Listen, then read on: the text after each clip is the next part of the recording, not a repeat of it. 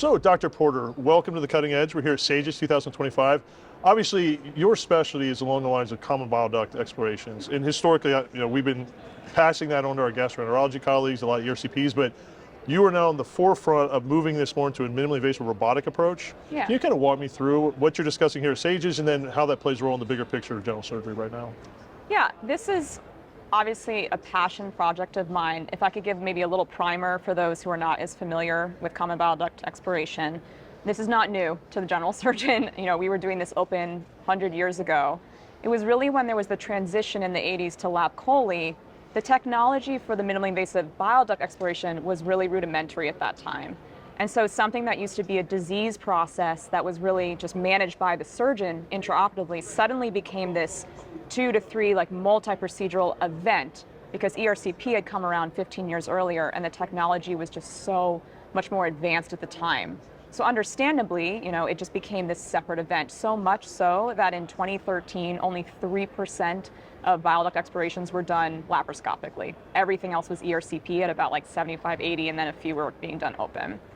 And so the question is where does that bring us now in 2025? I think that's where someone like me kind of gets to come out into the field to really bring minimally invasive techniques that now the technology has caught up. The instruments are flexible. We have wire interventions, balloon interventions. I always say if you can do a central line, you could probably do a bile duct exploration. And then for me personally, where does that come into play? I actually was just very, very lucky. I got to train under Dr. Santos, who does a lot of minimally invasive common bile duct exploration work here through SAGES, actually. And I got really lucky and I got to train under him at Dartmouth. And I think as a trainee, I underappreciated or undervalued having that training from him. He didn't just train us how to do a procedure, he trained us how to think and how to think about what's right for the patient and right for community and society in general. Not everywhere is going to have access to ERCP. And so lo and behold, when I went out into the real world and I became an attending, I worked at a hospital. Even though we're a busy level 1 trauma center, we're community and we have intermittent ERCP access. And so suddenly this problem where in training I didn't think twice about it, suddenly patients were being transferred out, they were waiting a week in the hospital, they were having multiple procedures for something that I knew I could do in a single stage surgery first approach. But I personally was switching to a full practice robotic. And at that time, there was nothing out there for educational material on how to execute this, at least in a transcystic fashion. I think a lot of HPB specialists will open the common bile duct or do a transcholedochotomy. But the minimally invasive, truly safe, reliable through the cystic duct technique wasn't out there. So shameless plug, that's what led to me figuring out and then actually starting a YouTube channel with educational materials through the help and support of SAGES with Dr. Santos. He pulled me on board to, have you heard of ADOPT? No. Okay, so ADOPT is the framework that SAGES uses to do adult learning, where you don't just, once you learn a skill, you go out and you do that surgery. No, you're gonna learn how to build a program. How do you have that conversation with the C-suite and convince them that this is the right thing for the patient, also the right thing financially, for the hospital. It teaches you how to build a cart, how to build a team, and then execute that surgery over a year-long mentorship program. So that's the ADOPT model, and then they came up with the ADOPT minimally invasive common bile duct exploration course. And so I went out into practice. I wanted to switch my practice to robotic. Dr. Santos was like, why don't you go through the experience of taking the course? So I took the course first, actually, which was very enlightening and helpful for me to upgrade my practice to robotic bile duct explorations. And then the next year I was invited to be faculty, so I got to kind of see how the whole thing works. And then this year I was invited to be a co-chair with him and actually running for the first time the robotic track. So we actually had the course yesterday. I think it went really, really well. And then the key thing is it's a year-long mentorship. So now every month they'll have check-ins. They can call us when they have cases. A whole lot there that you just explained. Yeah. No, it's great. It's amazing. I could talk about this for too long. And that's what you're here for. Yeah. So, but I want to go back to the ADOPT. When you went through it, what does that look like to go through this process? So you first start with doing pre-course work. So usually it's going through modules that have been made through other, like the government, like the VA has a module set that you can go through, and then SAGES, we've actually come up with several modules so you can learn about this. Then you do a 3-hour pre-course webinar where you learn all about safe cholecystectomy, IOC, what is a common bile duct exploration, what to expect during the course, and a little bit of a primer to get people excited. Then you come physically to the to SAGES and you take the course. We actually had it this time in the conference, which was great, right? It's much easier than having to leave for a lab. And you do 4 to 5 hours of hands-on, intensive, like one-on-one or two-on-one training of how to do the actual like physical technique.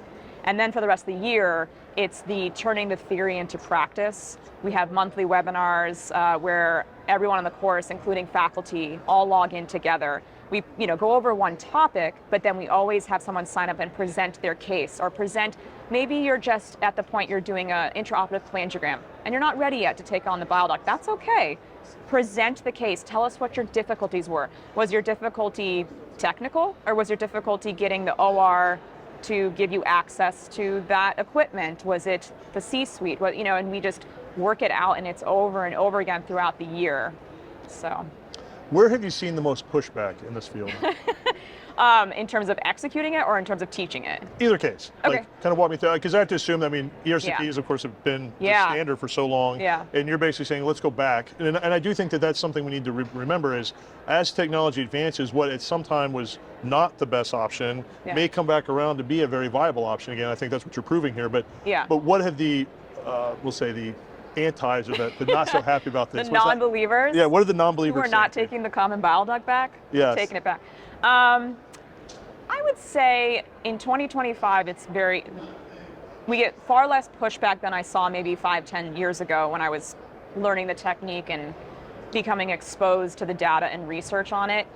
The common theme is GI going to be upset, right? Like, are we taking away their referral pattern and taking away, I hate to say it, but taking away business? I certainly had that fear.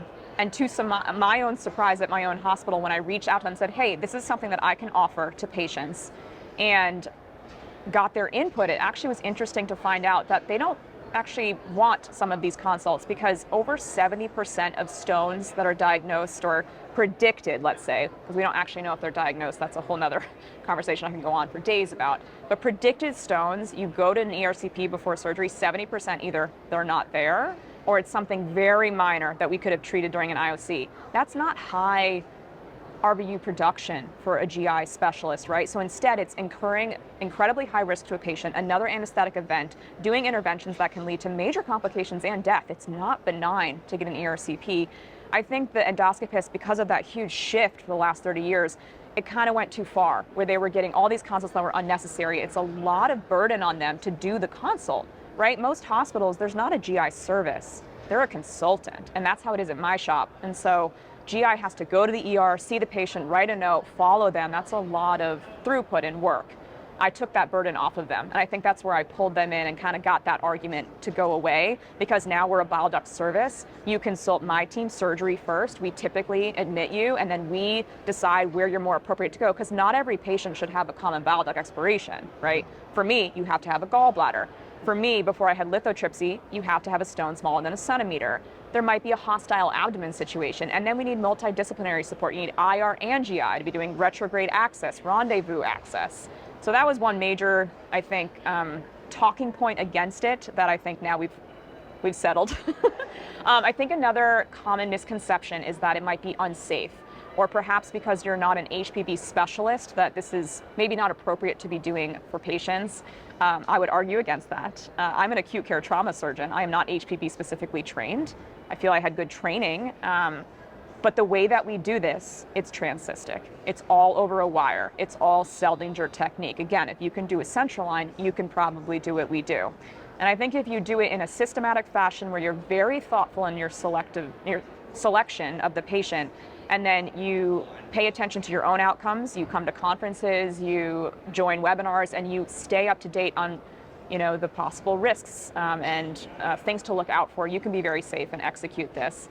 Obviously, I'm biased, it's myself, but I don't consider myself to be some savant surgeon. I just am meticulous about a step up in risk to the patient with effectiveness. And so I have an algorithm where it's fluoroscopy first, and then only cholecystoscopy if that doesn't work. We push all stones forward. We have 95% success and almost no complications. Imagine a platform that connects you directly to a private group of surgical colleagues. Within the app, you interact socially with colleagues, post your own surgical videos, scan the library for relevant content by type of surgical procedure, anatomy, or even specific operative step.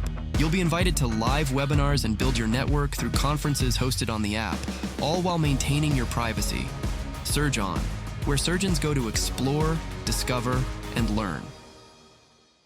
I find it interesting. It's always that debate, like you're going into HPB in this case, but even when I was younger, I'm not that old.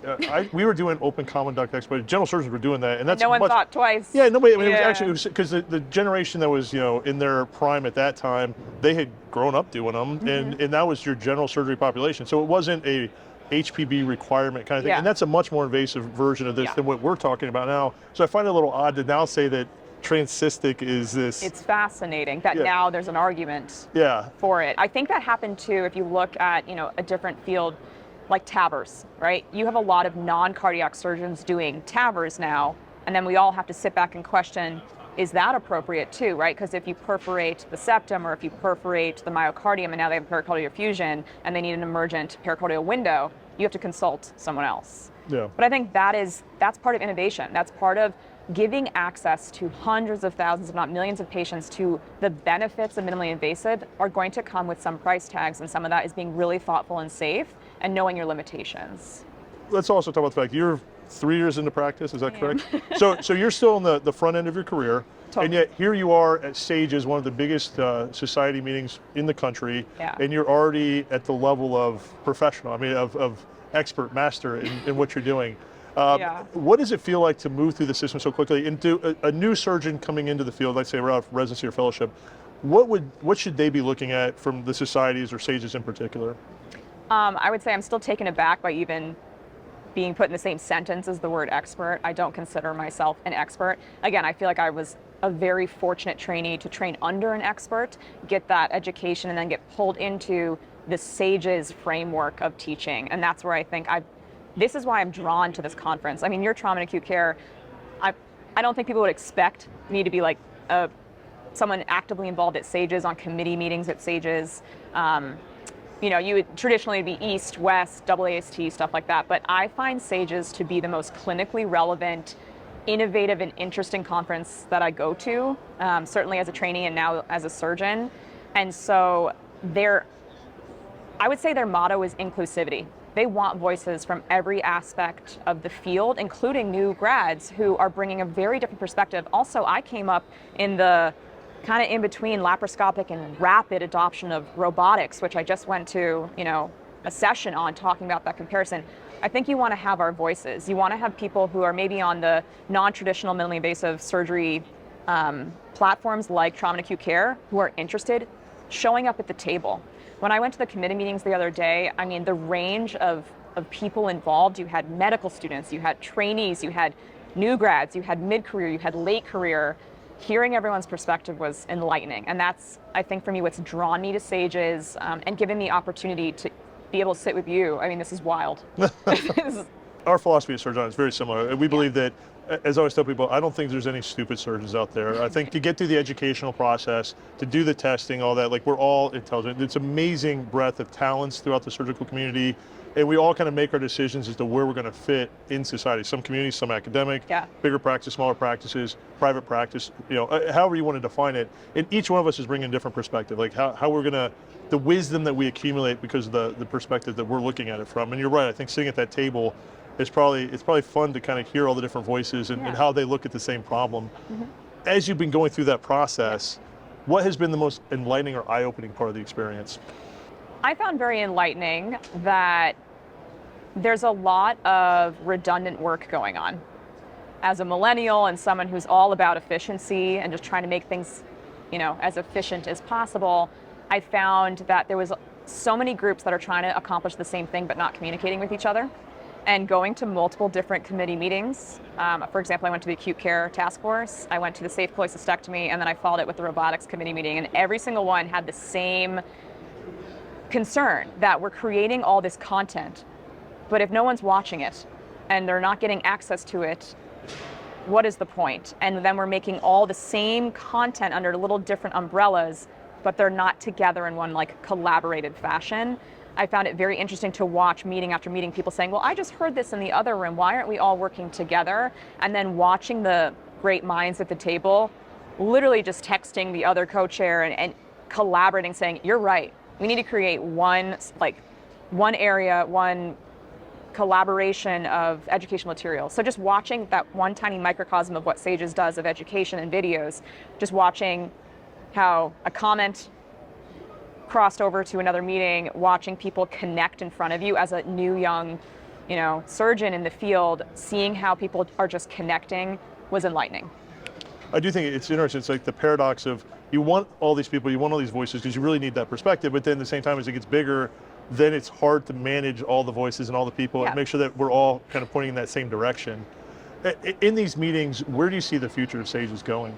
I definitely think SAGES has a big opportunity with education and becoming a sanctioned resource for trainees, starting with medical students, getting people involved a lot earlier with creating a video atlas that's easily searchable and usable for the surgeon, creating an on-the-go access to education where it's 2 a.m. and you're in a community hospital and you don't have any other resources, and then this, perforated foregut that happens to be 3 centimeters shows up in your ER. You want to be able to just go to like a quick resource that gives you everything comprehensively right there on the go learning.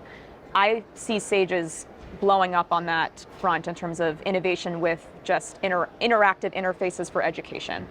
I think they're going to make a lot of strides right now in the robotic boom, and with all the new potentially products coming out, I think they're going to have a big voice at the table on that, and I think that's where we all want to be at the table. And just to put out a disclaimer, again, like I know I'm a very new young surgeon, I'm not sure my role yet is to necessarily be a constant voice, but my role is to watch, observe, see how they make changes so that if and when I'm ready to come up, I can do the same and not make the same mistakes. And when you're talking to your residents or your trainees, what would you say is that piece of wisdom you've learned, even in a relatively short career so far, but even then, what is that piece of wisdom that you've learned from your practice that you wouldn't necessarily find in any textbook? To be humble and to not ever put yourself in a situation where you have no support. You may feel small, you may feel alone at 3 a.m. Someone's been through what you've been through, and there are some unbelievable resources. SurgeOn, for me, has been an unbelievable explosion of resources, mentorship, sharing and collaboration. Maybe I don't have a big tumor board at my hospital, but I can put up a video 2 weeks before I'm seeing that patient in clinic, or they show up in the ER, I've got a few days to plan their surgery, and get people's thoughts. Feel comfortable reaching out to a previous attending that you had or mentor. I mean, like, hey, I might call you in a month because I know you've done trauma and acute care now for a long time, and I might have some wild gunshot wound where I'm not sure how to reconstruct. I might call you. And just so understand that people, this is a very small community, we all want to support each other, and no one's going to judge you, and just take resources where they come to you. Oh yeah, obviously we're huge fans of that philosophy. Yeah. We think that there's no reason to bully each other, there's no reason to be mean. Like, we're all trying to just help patients get through the day. SurgeOn. It's like a safe space. Oh yeah, no, it's very much, we want to make sure that we're able to have those open conversations that you just really can't have elsewhere. Mm-hmm. And I think that you've been obviously a fabulous resource as well, and so let's not downplay that fact. The reason you're here is because we love you on the platform, and we think that what you're doing is just amazing, obviously. And to be moving through the system as quick as you are, it's well-deserved, obviously.